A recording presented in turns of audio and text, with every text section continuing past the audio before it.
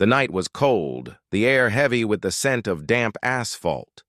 A thin mist lingered in the empty streets, wrapping around the lone figure stumbling along the sidewalk. His paws dragged his legs, shook, and his breathing was slow and labored. Stryker, once a proud and powerful canine officer, was now nothing more than a shadow of what he used to be. His coat was dirty and matted, his ribs pressed against his thin skin, and his one sharp amber eyes had lost their fire. He wasn't sure where he was going, anymore. Maybe nowhere. Maybe it didn't matter. Instinct told him to keep moving, but every step felt heavier than the last. Then his body gave out, his legs buckled, and he collapsed onto the cold pavement of a dark alley.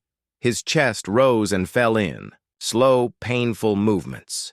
He closed his eyes, feeling the weight of 20 long years pressing down on him. This was it. This was how it ended. For the first time in his life, he didn't fight it. The world around him faded into silence until he heard footsteps, soft at first, hesitant, then growing closer, car door shut. Keys jingled. Someone was near. He didn't have the strength to move, but he could hear them kneeling beside him, then a voice gentle and uncertain.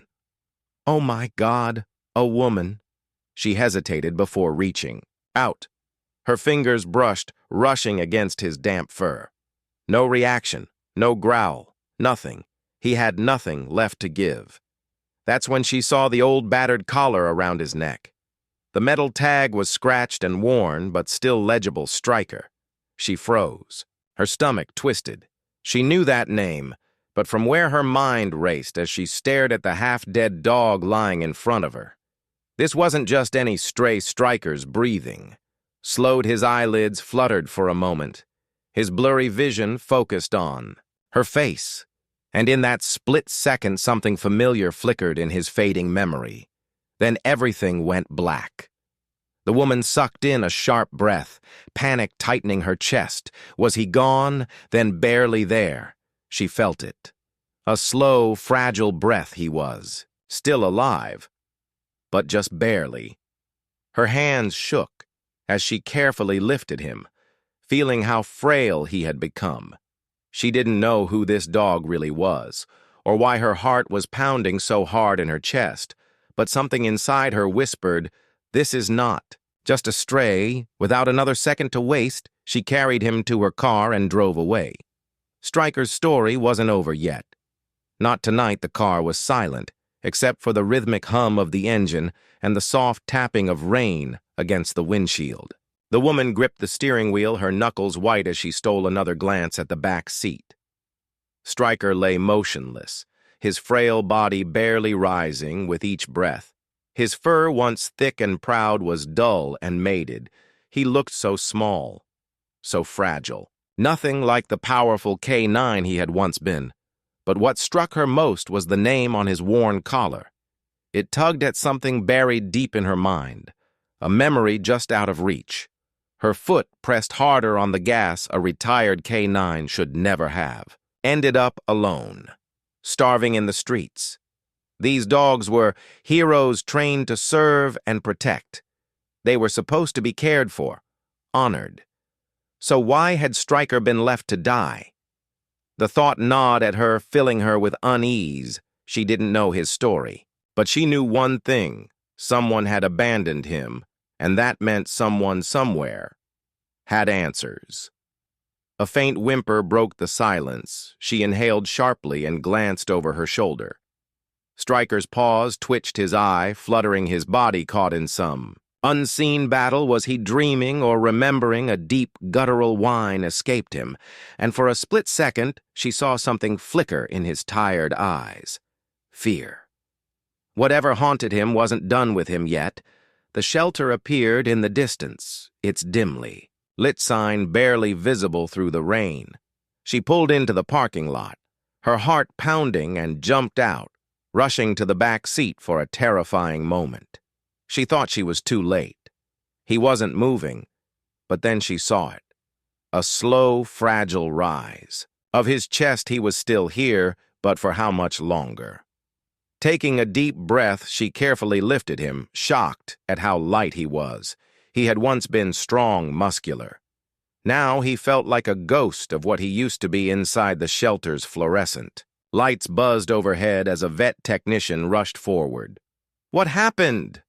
the tech asked, eyes widening at the sight of the broken dog in her arms. "He's a retired K9. The woman managed to say, her voice shaking. That was all it took. Within seconds, Stryker was on an exam table, the vet's hands moving gently over his frail body. Severely malnourished, he muttered, "Old wounds, some healed, some not." His fingers brushed against the faded metal tag. His eyes lifted to meet hers. "A retired K9 doesn't end up like this by accident," he said carefully. "If he has a past, someone might still be looking for him." Her stomach tightened.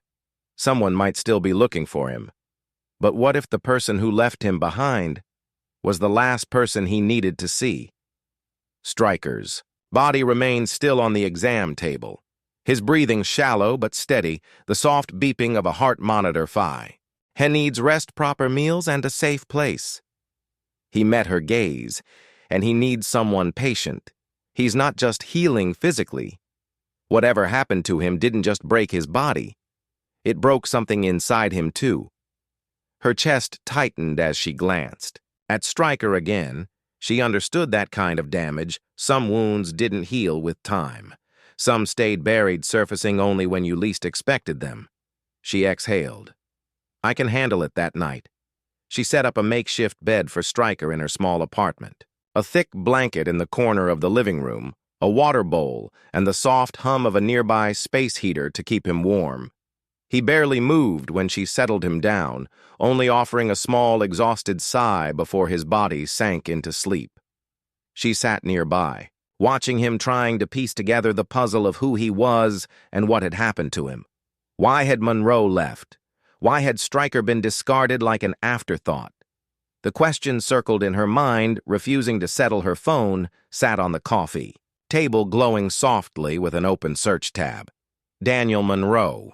No social media, no recent news, just old articles, commendations, high-profile arrests, and then nothing. Clean break. Like he had never existed past that final case. She sighed, rubbing her temples. She knew what she had to do. She would have to dig deeper, call in favors, pull at threads. She had sworn never to touch again.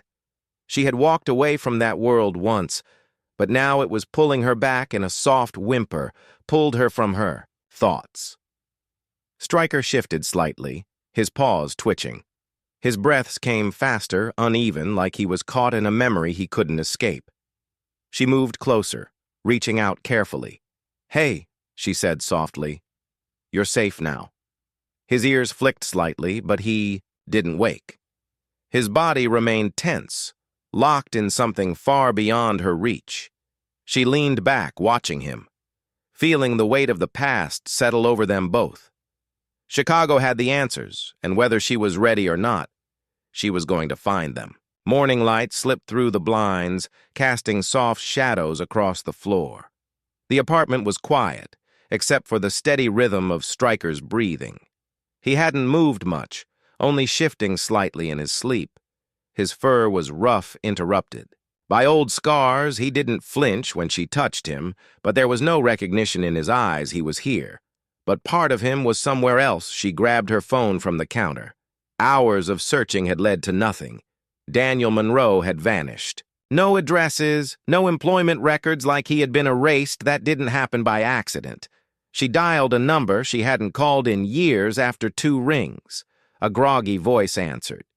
"Do you have any idea what time it is? Still sleeping in, Carter?" She smirked a sharp inhale. "No way is this who I think it is. It's me.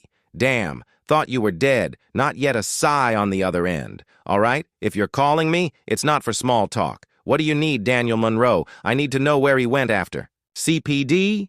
Anything you can find." Silence, then a low whistle. "Monroe, that case was messy. Internal affairs got involved, and then nothing. Nobody talks about it." She frowned. "That's not normal." "No, it's not." Carter hesitated. "You sure you want to dig into this?" Her eyes drifted to Stryker, his paws twitching in his sleep, lost in a memory only he could see. I don't have a choice, she said. Carter sighed. Give me a few hours. The call ended. She tossed the phone onto the couch and glanced at the packed duffel. Bag by the door, she was going back to Chicago. And this time she wasn't leaving without answers.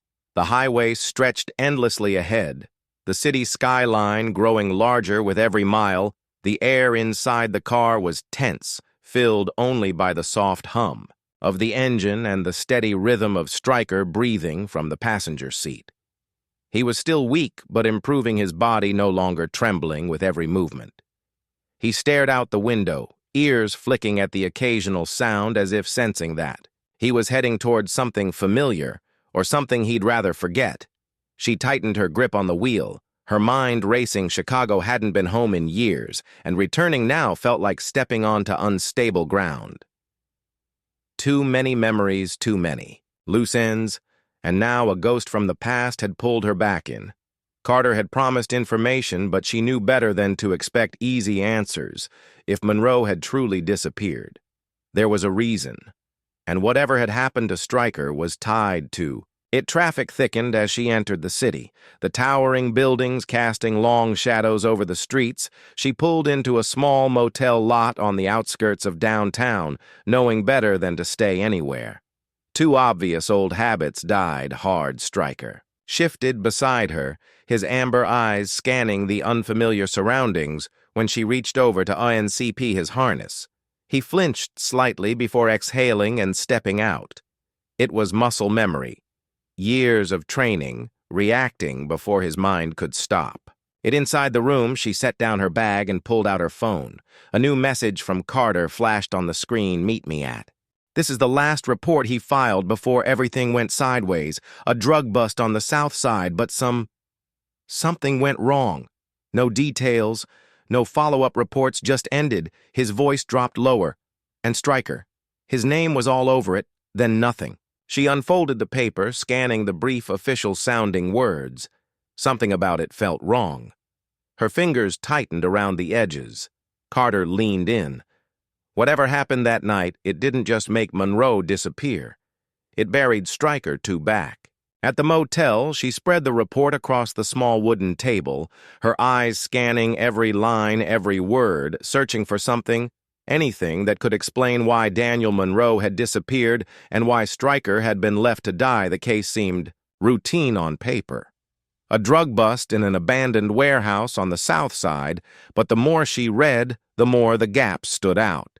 No suspects named, no arrests recorded, no official statement from Monroe, just a single page of vague descriptions, as if someone had wanted to erase what really happened that night.